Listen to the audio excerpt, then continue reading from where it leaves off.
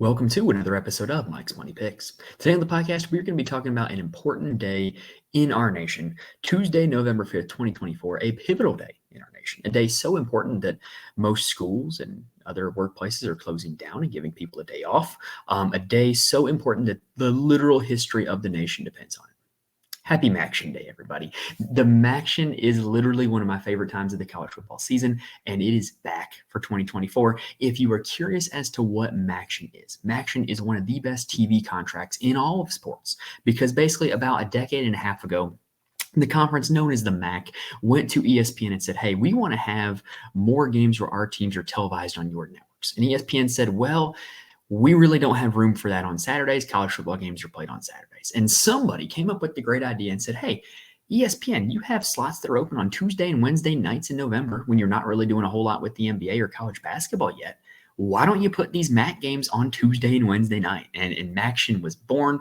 And ever since we have had football on Tuesday and Wednesday nights in November with these teams in the MAC, and they just get crazy. These games are for the college football sickos. We get snow games. We get crazy comebacks. We get crazy backdoor covers. If you are a sicko college football fan like I am, you love MACtion, and I love it so much. And we're here to talk about MACtion from a DFS perspective. The opening day of MACtion, Tuesday, November 4th, we're going to break down both games of this MACtion slate, tell you what you can expect from each game, as well as who to target for your DFS lineups on DraftKings as well as FanDuel for these games.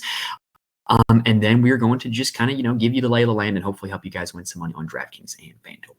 Make sure you're subscribed to the channel. That way you can be with us for all of our other college football content and college basketball content. Now the college basketball is back in season. And if you're subscribed, you will know when all those episodes drop. I can't promise that I'm going to have an episode every single day, every single week, whatever, for college football or college basketball. But I can promise you that I'm going to get out a lot of content. If you're subscribed, you'll know when it drops. And if you're looking for the Wednesday video, we are double dipping tonight. So we are going to go ahead and record the Wednesday video tonight. So check that out if you have not already.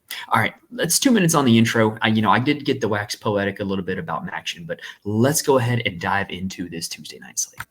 All right, now I do want to say that a lot of times playing these MACtion DFS slates is not for the faint of heart. You should not be, playing with any money that you can't afford to lose, or if it's going to be super tilting to you to lose money, then this is not the place for you to play college football DFS.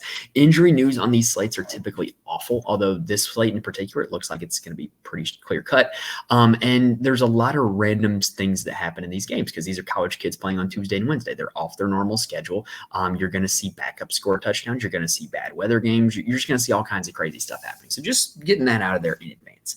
Now, for this two-game slate, we've got two decently high totals, but we've got two big favorites in both of them. So whether or not these games are going to end up being close is going to really determine the whole game flow of them. In the first game, we've got Bowling Green heading to Kalamazoo to take, I think it's Kalamazoo, right? No, it's Mount Pleasant. Bowling Green is heading to Mount Pleasant to take on Central Michigan. Bowling Green is 14-point favorites with a game total of 48.5 points, meaning the implied total is about 31-17 in favor of Bowling Green. Now, on the Bowling Green side, this is an offense that we like to target. This is the definition of a concentrated offense. They really feature very few skill position players, which makes it very easy and predictable to know who is going to be scoring the touchdowns, who is going to be getting the production for this team, which is really good news when they are implied to score 31 points. This is the type of situation where you want to stack this team. Now, Connor Bazelak has been a little bit up and down in conference play. Bowling Green does rank 49th in the nation in pass rate, so they're a decently balanced offense. They are going to let Bazelak sling a little bit, but he gives you basically zero rushing upside. He has significantly negative rushing yards on the season. He's only averaging about 13 fantasy points per game in conference play. That is not a good number for a guy priced at $6,700, but he is playing on a team that is implied to score 31 points, and for that reason, he must be in consideration for your lineups here on this slate. At the running back position, Terrion Stewart is a true definition of a workhorse running back. He's had over 20 carries in each of the last two games. No other running back has had more than 5 carries in either of those two games. So really, you're looking at a true workhorse. He's only $5,300. His team is 14-point favorites. This is a really good spot for Terrion Stewart, in my opinion. And when you look at what he's done in conference play, with these MAC teams, y'all, they play a lot of really difficult non-conference schedules because that's how they make money, right? They get paid to go take butt whippings for a lot of schools, and occasionally they beat Notre Dame. That's what MAC schools do. But when you're looking at their DraftKings production, look at the conference games. That'll give you a much better picture of how these teams do against, normal competition, what they're going to see here week in, week out. And Terrion Stewart has put up over 15 fantasy points in 2 of the 3 conference games that he's played on a pretty consistent basis, where he's only scored 1 touchdown in those 2 games combined. So I do think this is a pretty good spot for Terrion Stewart. The only downside is he is basically not used in the passing game at all. And Jamal Johnson is a guy that they will throw the ball to quite a bit. He's actually the 3rd leading receiver on this team. So if you're looking, if you think that this is going to be a game where Bowling Green is going to win by passing the ball, then Jamal Johnson might be a guy to look for. The RB2 is Jason Patterson, but like I said, he really is ceding a lot of carries to Terrion Stewart. Terrion Stewart is a guy that I'm certainly going to target. And if I'm not targeting Stewart, I'm going with the pass catching back Jamal Johnson. Now at the wide receiver position, really, Harold Fannin is the only guy you have to talk about, and he is not even a wide receiver. He is a tight end. He is probably the best skill position player on this slate, the most consistent skill position player on this slate in terms of production. He has more than double the receptions and yards of any other receiving option on this Bowling Green team. He's gotten at least 8 targets in every single game so far this season, which is an incredible stat. He scored at least 12 DraftKings points in every single game so far this season, which is an incredible stat. And oh, by the way, he has a ton of upside. He's put up 30 DraftKings points in 5 games, and his max is 45.8. This is a guy with a high floor, a high ceiling, and guaranteed workload. He's going to be in a ton of my lineups here on this slate. The other receiving options that you do need to talk about for Bowling Green are Malcolm Johnson Jr. He is 2nd in every major receiving category.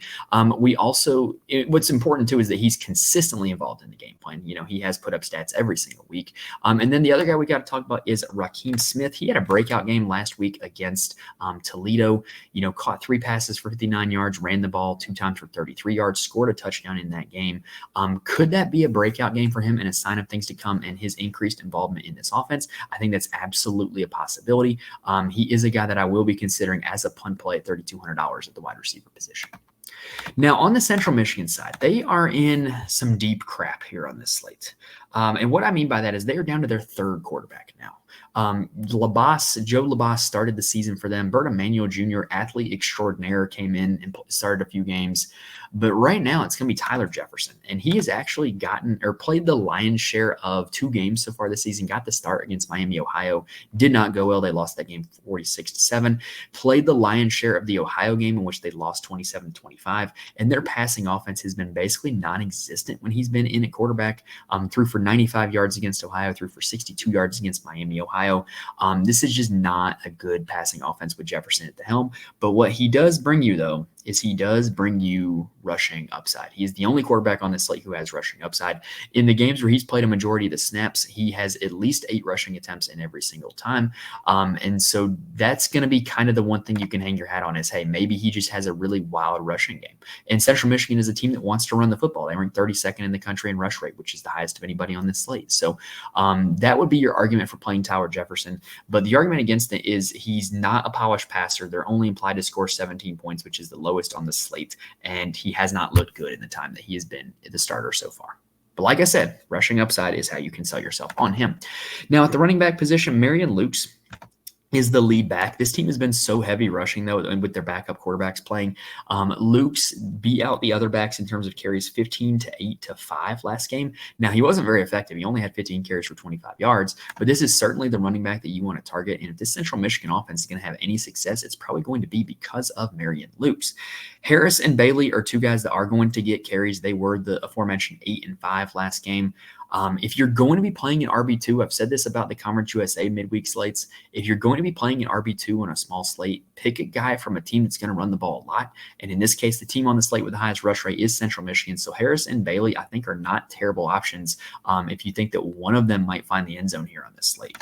At the wide receiver position, we really don't have to talk a whole lot about it because they do have such low passing volume. But Chris Parker, Solomon Davis, and Evan Boyd have been their top 3 receivers throughout the entire season. Chris Parker has been the most consistent, but you can look at the game log and see the exact moment that Tyler Jefferson started at quarterback. And since then, Chris Parker has averaged about 4 DraftKings points a game. It's not good. He's not a guy that I'm going to have a whole lot of interest in because you're still paying the price tag for a guy that has his normal starting quarterback. Evan Boyd is out for this game. Solomon Davis is the 3rd receiving option. He might see increased targets now that Evan Boyd is out. I would expect Jesse Pruitt to see increased usage in the offense. He was a guy that started a lot of games for them down the stretch last season. Once we got into MACtion play, he's only 3,600. I would expect him to take a lot of the Evan Boyd snaps, but just because he's taking snaps doesn't mean a whole lot in an offense that isn't going to have a whole lot of passing volume and isn't going to have a whole lot of passing success.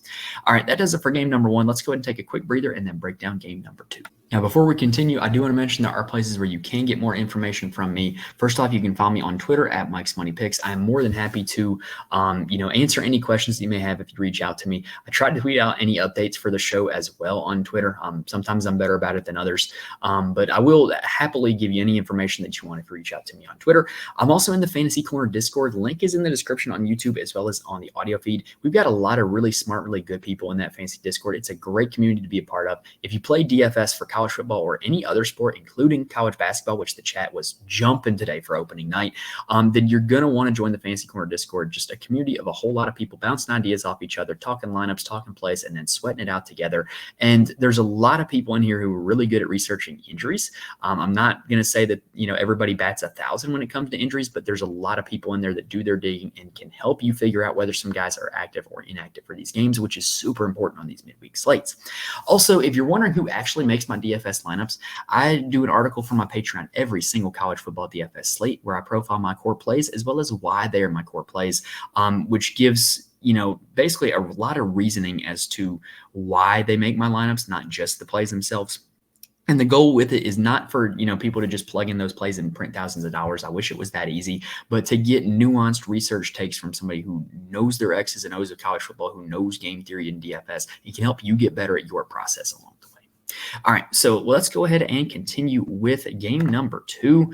I have to do a little bit of special stuff with my screen here because DraftKings was not working on Google Chrome, and I had to pull it up on Microsoft Edge. Here we go. All right, so game number 2, Miami, Ohio, heading to Ball State. Miami, Ohio is 11.5-point favorites with a game total of 48.5 points, meaning the implied total is about 30-19 in favor of Miami, the Redhawks. So for Miami, Ohio, they rank 35th in the nation in pass rate. This is a team that is looking to win by passing the ball. Ball State is also a really bad defense, according to the metrics. They give up 195 rushing yards per game and over 300 passing yards per game. So you can really have it your way against this Ball State defense, whether you want to run or pass. And Miami, Ohio seems to be a team that likes to pass. Brett Gabbert is a pretty solid group of 5 quarterback, if we're being honest. Yes, he didn't look all that great against Notre Dame, but what quarterback has looked good against Notre Dame so far this season? Not many.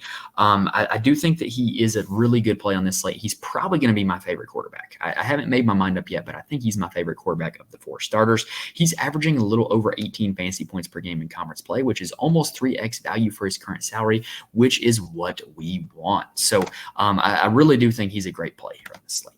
At the running back position, Keon Mosey is their guy. Like I mentioned, this is not a team that looks to run the ball exclusively. Like, they're a pretty high pass rate team, right? But Mosey has been really, really good, especially in MAC play. He's averaging a little over 13 fantasy points per game in those games, over 15 carries in each of the last 3. And he's not really seeing a whole lot of competition. Like, Kevin Davis is going to get a little bit of carries, but he's only totaled 12 carries in his last 3 games. And the only reason last game looks good for Kevin Davis was because he broke off a long touchdown run. Mosey is still the guy that you're going to want. And he's in a great position as a double-digit favorite on a team that is going to use him as a runner and is going to likely score north of 30 points here in this game. At the wide receiver position, super concentrated around 3 guys. They're not concentrated around one guy like Bowling Green is, but they're concentrated around 3 guys, and that's McDonald, Virgil, and Tracy. And I think that all 3 of them have my interest here on this slate. K. McDonald profiles as their wide receiver 1. Really good game against Cincinnati in week 3, 30 DraftKings points against Cincinnati. Was decent against Notre Dame, held his own against that Notre Dame defense, catching 4 passes for 52 yards. Has been pretty consistently involved in MAC play, but hasn't really got a whole lot of touchdowns.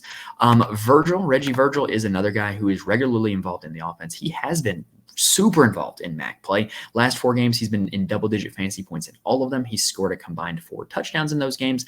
I think he's been running a little hot in terms of touchdowns, and I would probably prefer to play the next guy over him, which is Javon Tracy. He had over 100 yards last week against Central Michigan. He had over 30 DraftKings points against Toledo. This is a guy who can be a target machine, who can give you a ton of upside as well. He's only $4,000. He's probably going to be one of my favorite wide receiver plays on the slate. And at the end of the day, on a 2-game slate, if I'm playing Brett Gabbert as my quarterback, I am going to be mixing and matching combinations of 1 and 2 of McDonald, Virgil, and Tracy, because like I said, I do think that those are the only guys you really have to worry about. If you look at the game log, Connor Briggs looks like he averages 7 DraftKings points a game, but that's just one game. Nobody else is regularly involved in this passing offense. Cole Weaver, same way, one touchdown on the season. Like, you really can focus your efforts on McDonald, Virgil, and Tracy on this Miami, Ohio passing attack. Now to the Ball State side. So for Ball State, they have Caden Simanza at quarterback. They rank 28th in the nation in pass rate. This is the pass heaviest team on the slate. The devil's advocate would say, yeah, they generally have trailed most of their games. They've not won a whole lot of games this season, and so, yeah, they're going to be passing the ball a lot. Makes sense, right? Anyway, Simanza averages a little over 19 fantasy points per game in conference play. It's the reason why he is the highest priced quarterback on the slate. Ball State is going to be trailing, so this is going to be a game where Simanza is going to have plenty of passing volume, and I could definitely see myself stacking both quarterbacks from this game, but I would rather have Brett Gabbert for cheaper, given that his team's implied to score much more points and is double-digit favorites in the game. But like I said, I could see myself stacking both quarterbacks in this game because I do think Simanza is the other one that's guaranteed a really high passing volume. At the running back position, Braden Sloan is just a super workhorse for for Ball State, excuse me. And he's been over 13 fantasy points in every conference game, which is pretty good. And you see in those conference games, he tends to have more carries: 19 against Central Michigan, 22 against Kent State, 18 against Western Michigan, 17 against Northern Illinois. He gets a lot of carries in MAC play, and you're going to want to consider him for your lineups for that reason. The only slight concern would be that, hey, he is a running back on a team that's a double-digit underdog, but he gets usage in the passing game. In the last 4 games combined, he's caught 13 passes. That's a pretty good look. He is one of my favorite running back plays on the slate. And like I said, I can see myself really stacking this game up. At the wide receiver spot, Tanner Koziel is their guy in the passing game, and he is another tight end. But he's another guy that has just been really, really good in MAC play. It gets double-digit targets all the time. In fact, he has caught at least 8 passes in the last 6 games. That's an insane streak. To me, he's a great cash game play in DFS because of the floor that he brings, but I also think he has a ceiling as well because, again, this team is projected to be trailing. They're going to have a ton of passing volume. After him, you've got Pickett, Magwood, and Gilly are the 3 regular receivers. Pickett has been the second most productive this season. Even though it's been a little bit inconsistent, he's regularly involved in the offense, and you don't have to worry about that part of it. Gilly is at $3,900. And he's been a little bit more sporadic in terms of his production. And then Magwood was their number 1 receiver last year. Just hasn't had a great season so far. He had the big game against Central Michigan, those 6 catches, 98 yards, and a touchdown. But this is a guy we were playing all the time on MACtion slates last year. So maybe just from name recognition alone, I'm kind of willing to go back to him. But like I said, Koziel is the guy that you want in this passing offense, and I will stand by that opinion. All right, that is going to do it for the Tuesday, November 4th MACtion slate. Hopefully we gave you guys all the information that you guys need in order to build some winning lineups here on this DraftKings slate, as well as FanDuel. FanDuel has these games as well. If this video helped you out in any way, please hit the like button. Please subscribe to the channel. That way you can be with us for the rest of the season, as well as all of our college basketball content. If you're listening on audio, you can rate and review. I promise y'all those likes, those rates and reviews, they do not fall on deaf ears. They help out greatly in terms of people finding the podcast, in terms of the video showing up in searches, popping up in recommended channels. It just helps out a ton, and I really appreciate when you guys do that. I cannot stress that enough.